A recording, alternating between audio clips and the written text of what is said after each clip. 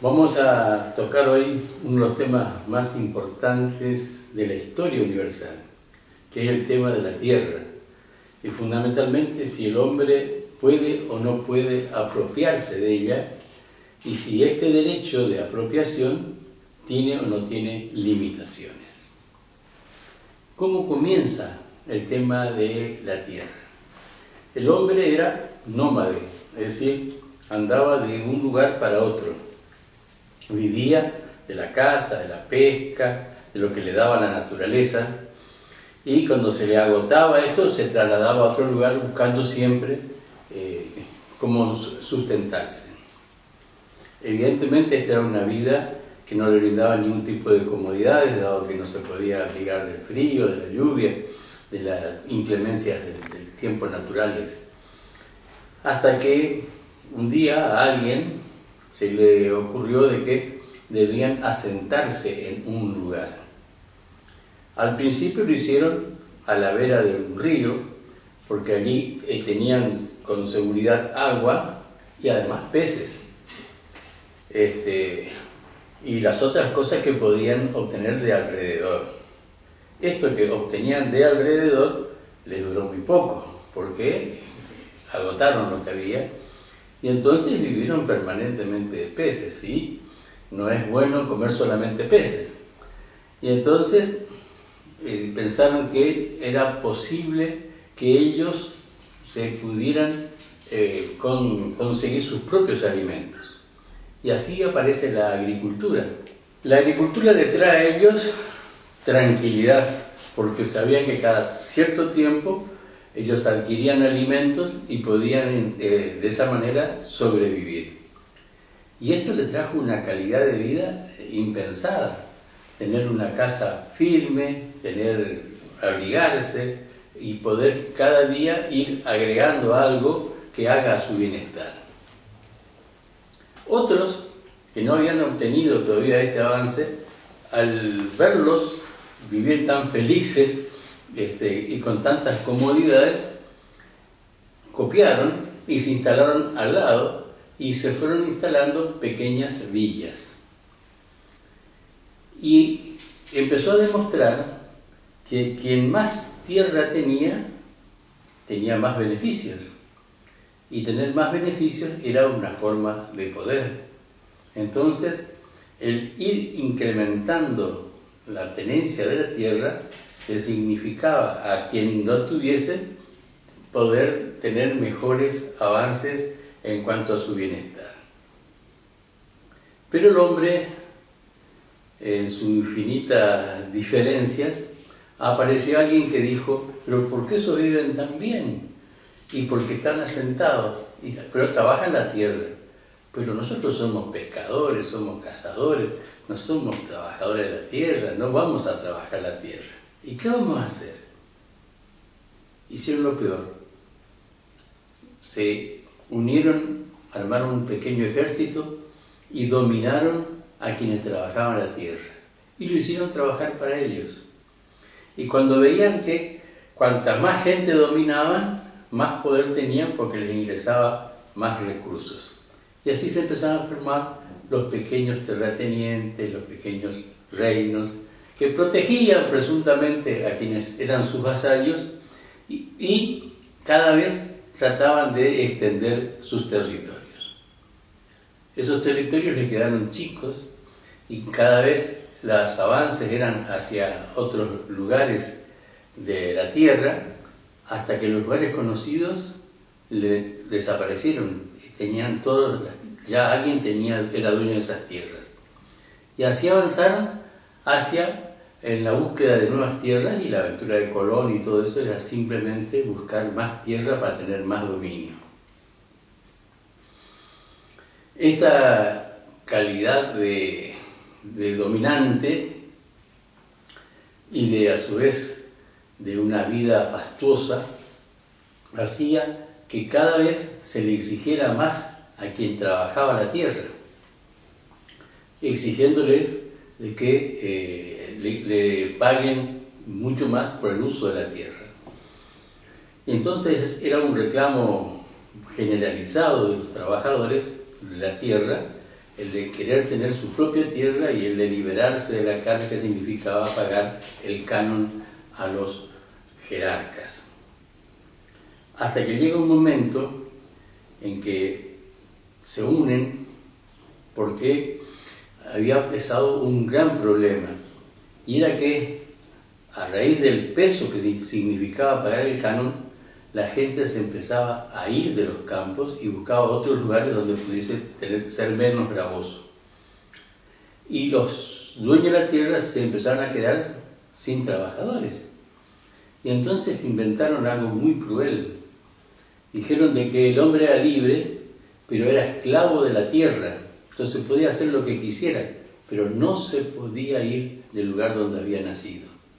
A esto se le llamó los siervos de la gleba. Esta gente entonces, como no se podían ir, podrían ser esquilmados en cuanto a sus ingresos.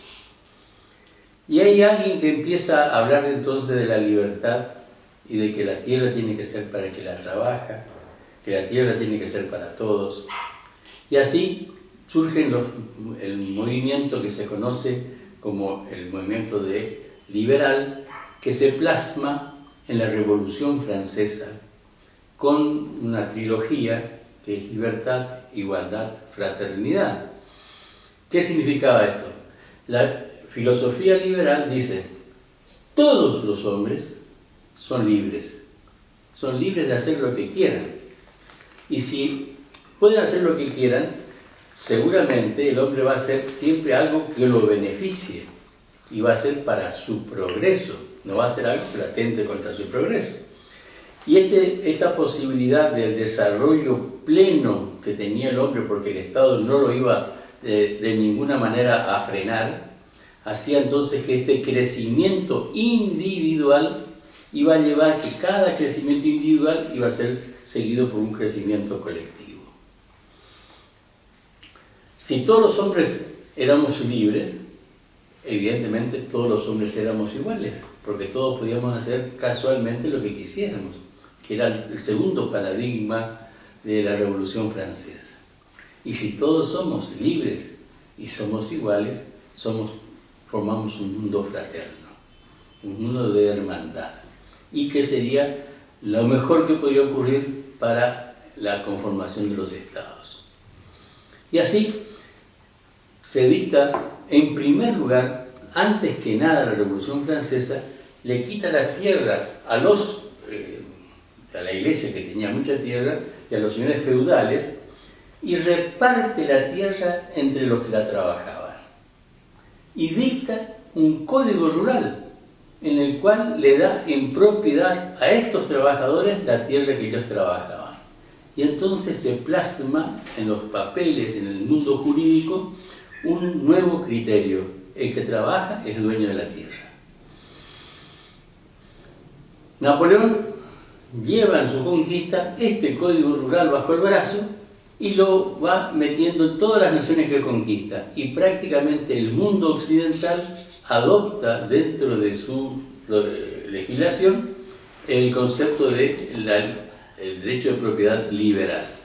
Y el carácter es que si yo tengo libertad plena, puedo usar la tierra, puedo no usar la tierra, o puedo abusar de la tierra.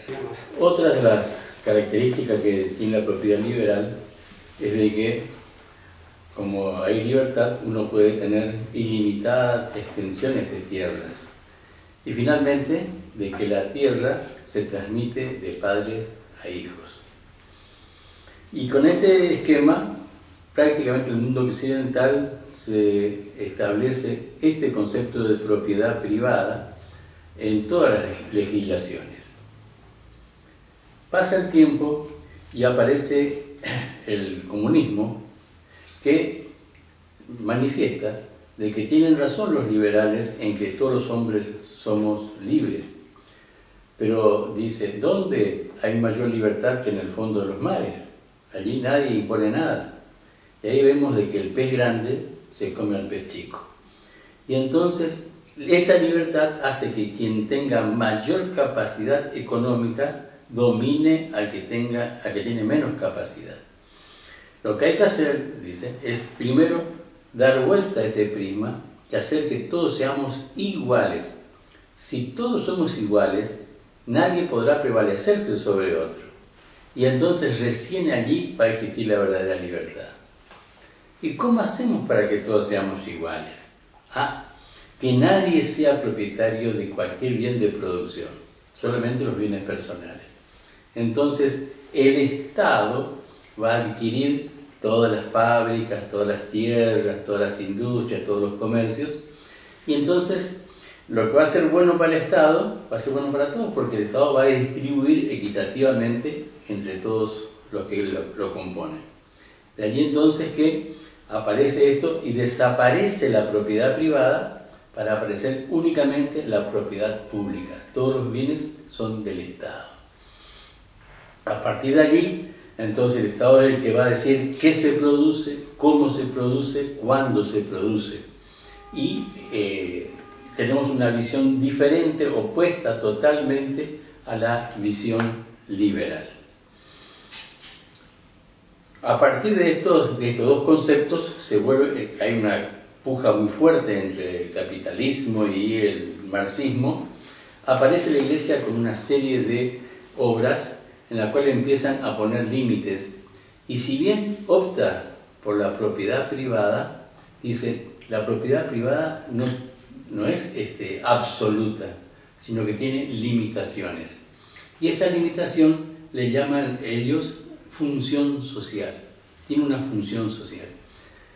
Para explicar esto, a mí me parece que lo más gráfico que yo escuché es la expresión que hace Juan Pablo II, cuando dice, la tierra tiene una hipoteca social. Todos sabemos que la hipoteca es una garantía que damos. Si no pagamos una deuda, nos pueden ejecutar y perder el bien que tenemos. Y entonces dice, la tierra tiene una hipoteca, y la hipoteca social es la de ser un bien de producción y no un bien de rentas. Esta función social de la propiedad significó una revolución, porque empieza a aceptarse que no todo derecho es absoluto, sino que un derecho puede tener limitaciones, y la limitación que se le impone acá es el de ser un bien de producción, en primer lugar. En segundo lugar, dicen, la gran propiedad, es decir, la extensiva propiedad, aún eficientemente explotada, aunque esté racionalmente bien exitosa, es antisocial, dice la Iglesia. Es antisocial si impide que otros puedan acceder a la tierra y de esa forma realizarse. Es decir, pone un límite también a la extensión de la tierra y la limita a la capacidad que tiene cada uno de trabajar la tierra, que nosotros vamos a llamar a esta posibilidad de trabajar la tierra que tiene cada uno una unidad económica ideal, porque depende de la calidad de la tierra, la extensión que esto va a tener. Y esto realmente avanza porque se veían los abusos que había con respecto a la propiedad liberal y con respecto a no tener propiedad como era el comunismo. Y prácticamente ya no existe ningún liberal que acepte ya su teoría originaria, y ellos llaman el neoliberalismo a esta posibilidad de que el Estado se introduzca dentro del régimen de redacción, del régimen de propiedad, y aceptan algunas limitaciones. Es decir que esto ha avanzado de tal manera que nuestra propia Constitución, en el artículo 17, y nuestra Constitución provincial aceptan expresamente de que la propiedad tiene una función social. La Constitución de Corrientes inclusive avanza un poquito más todavía, porque no basta con establecer los caracteres de la propiedad, sino que lo más difícil de todo es el acceso a la propiedad. Entonces, en los casos de la política de colonización y de tierras fiscales, quienes tienen prioridad para acceder a la tierra son aquellos que trabajaron en algún momento en la tierra, que forman parte de una familia productora y que ahora quieren independizarse, quieren formar su propio grupo, y entonces son ellos los que tienen derecho a este acceso a la propiedad de la tierra. A partir de esto, tenemos entonces que ya está reconocido prácticamente universalmente de que el derecho de propiedad puede limitarse. El tema está hasta dónde puede limitarse. Entonces algunos aceptan exclusivamente, por ejemplo, decir que la tierra no se degrade, que no pierda. Sin embargo, hoy en día tenemos un ejemplo muy claro. La soja, que está tan de moda, cada año degrada la tierra entre un 3,5 y un 4%, consume. Y la tierra naturalmente se regenera entre un 1 y un 1,5. Es decir, que estamos perdiendo como mínimo un 2% de capacidad productiva. Y en 5 años, sí, estamos cerca del 10% de pérdida. Por eso vemos que entre 5 y 10 años, el que vino de afuera abandonó esa tierra y se va a otra tierra, porque esta tierra ya se degradó y no le sirve, no produce en la forma anterior. Estamos permanentemente degradando nuestro suelo, es decir, que ni siquiera esa limitación hemos aceptado. Y hay una curiosidad que yo les transmito a todos ustedes.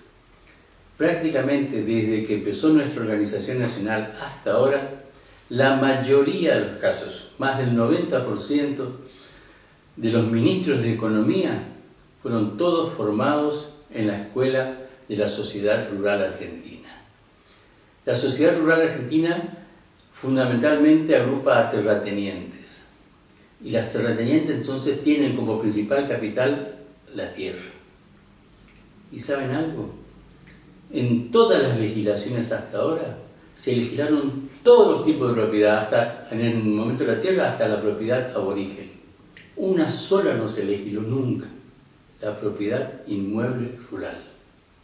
La propiedad inmueble rural no tiene legislación propia, se aplica simplemente el régimen general que está dispuesto, está pensado para la propiedad inmueble urbana, que no es un bien de producción, sino que es un bien de habitación. Por lo tanto, no tiene ninguna norma de protección, no tiene ninguna norma de limitación. Hace casi 30 años se dictó una ley que establecía que la tierra no podía dividirse si perdía su carácter natural, porque si se dividía no era rentable, y entonces había un límite. Pero como no se podía establecer ese límite, se dejó que cada provincia regule hasta dónde es el límite. La provincia de Corrientes no tiene regulado, y pasaron 30 años. Esto significa entonces que podemos seguir partiendo. Y teníamos, mejor dicho, una ley, que era la Ley General de Sucesión, que establecía la partición obligatoria. Imagínense ustedes que este sea un campo enorme, y que este señor murió y tenía 5 hijos.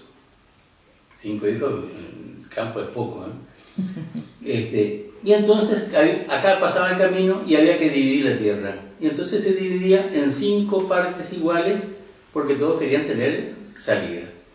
Este hombre, a su vez, murió y tuvo 5 hijos, y todos querían tener salida. Entonces acá se partió en 5 partes, segunda generación. Imagínense ya lo que es esta fracción de tierra.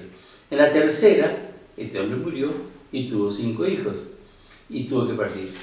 Al final eran pequeños caminos que en los mapas catastrales se ven simplemente como rayas superpuestas.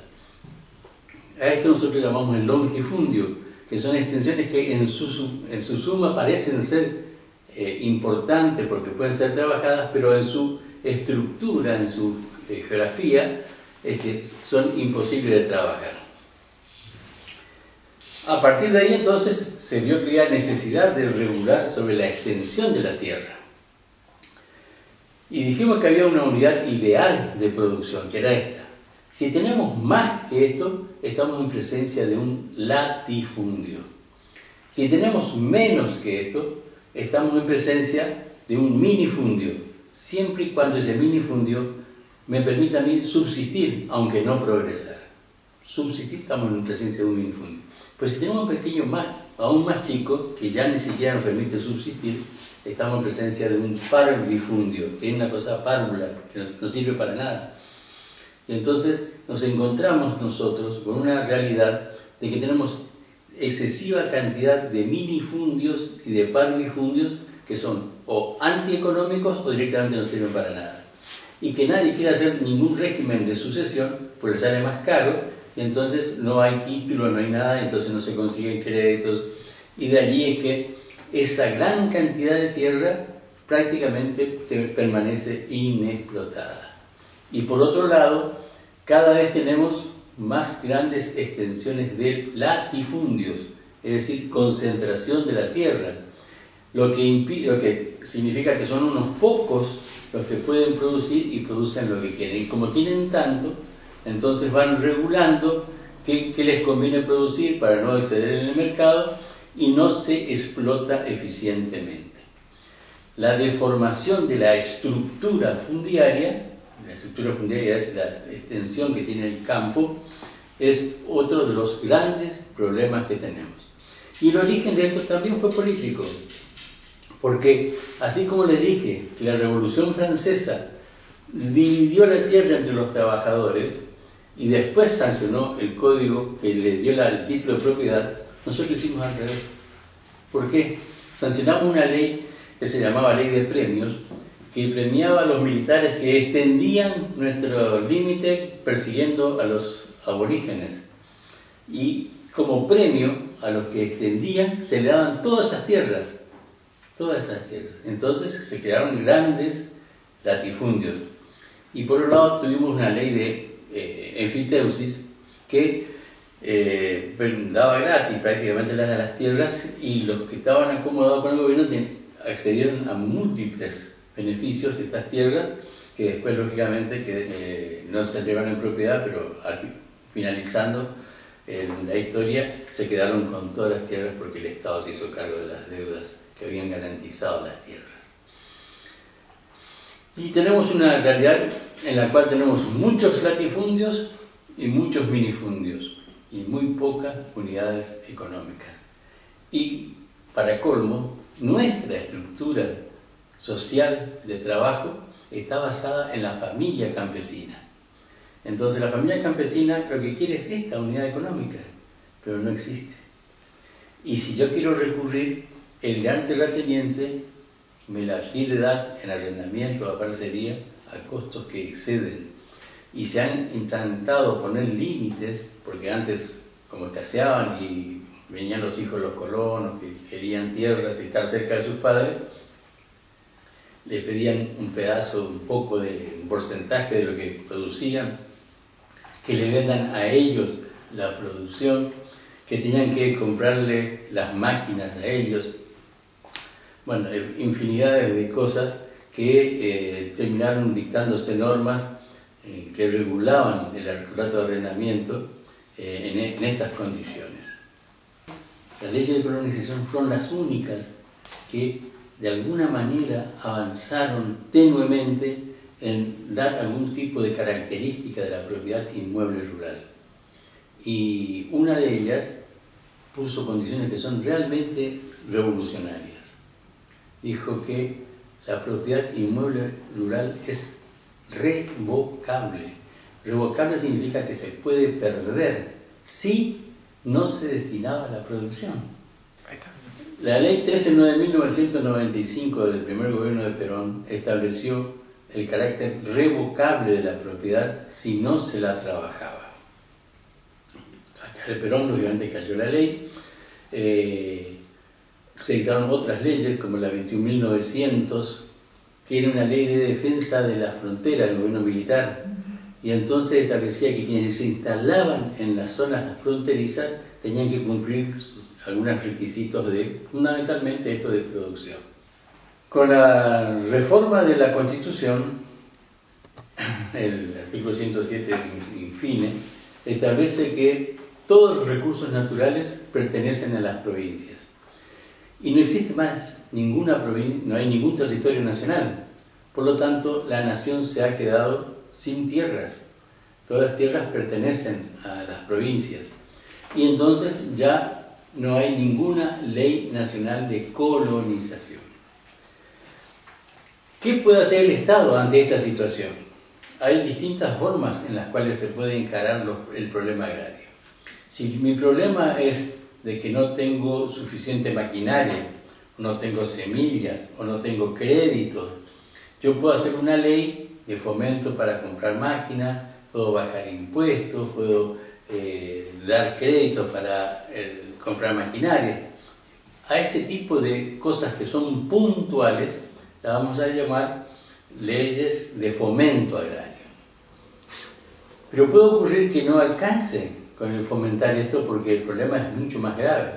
Entonces dentro del sistema está todo mal compaginado, porque por más que solucione, se sigue desarmando y no soluciona el problema, como es este que dije de la excesiva concentración de la tierra y la excesiva parcialización de la tierra. Y entonces lo que tengo que hacer es borrar todo lo que está y armarlo como yo quisiera dentro del sistema. Entonces, armar todo de nuevo para que empiece a funcionar, nosotros le llamamos reforma agraria, que es una medida extrema, pero que trata de solucionar de una vez, y ojalá que para siempre, que la estructura funcione y camine bien.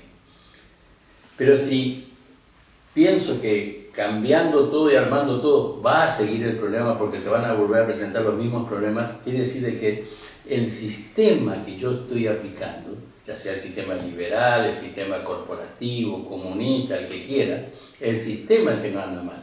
Entonces yo tengo que sacar todo, cambiar el sistema, ir al sistema al que quiero y ahí recién componer.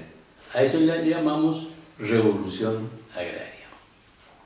Nosotros pertenecemos al mundo occidental, creemos que este sistema es el que tenemos que seguir, pero evidentemente que tal como están las cosas, es imposible seguir haciendo parches, porque se nos va a pinchar la rueda nuevamente en otros lugares porque está viejo, es un sistema arcaico, con muchos problemas. Y hay que plantear una reforma agraria integral.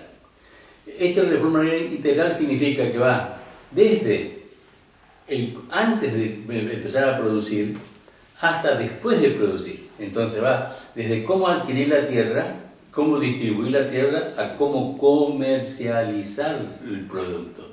Porque si solamente me atengo al sector de producción, atiendo problemas parciales y voy a volver a caer en los grandes monstruos que o me administran la tierra o me comercializan en el exterior. De allí es que este estudio de reforma agraria de ninguna manera significa tomar partido por alguna corriente ideológica o alguna postura que atente contra la propiedad privada, nada. Todo lo contrario, lo que se quiere es racionalizar el uso de la tierra haciéndola económica y fundamentalmente que cumpla la función social. Si nosotros logramos esto, vamos a ver de que todos se van a sentir bien, porque el que no actúa acceso a la tierra tiene acceso a la tierra, y aquel que perdió parte de su tierra va a ser compensado con el costo de su tierra, porque va a haber excedentes de la gente que va a querer comprar y tener su propia unidad económica. Puede ocurrir de que el productor no cumpla con las disposiciones. Y si no cumple, no tenemos en estos momentos ninguna norma que lo obligue a trabajar la tierra. Y el hecho de no trabajar la tierra significa no un castigo para él, porque él tiene otros medios, otros recursos, tiene mayor capacidad económica para aguantar.